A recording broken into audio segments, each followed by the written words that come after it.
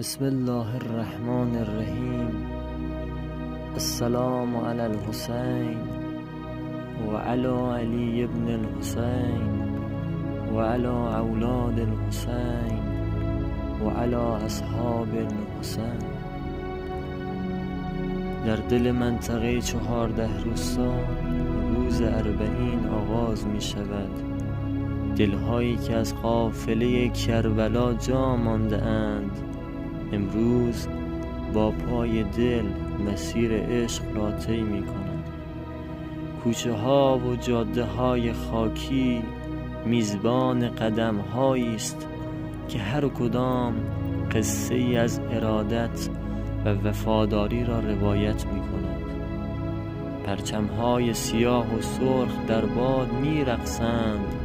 صدای نوای یا حسین در فضا تنین انداز است و مردم از کوچک و بزرگ با قلب‌هایی پر از عشق و اشتیاق در کنار یکدیگر گام برمی‌دارند. این مسیر تنها راه رفتن نیست، هر قدم تعظیم به یاد شهیدان، هر نگاه ادای احترام به آزادگی و عشق است.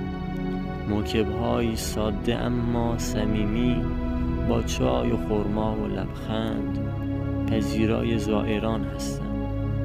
اینجا و در این منطقه محبت و همدلی زینت مسیر پیاده روی جاماندگان 40 حسینی است.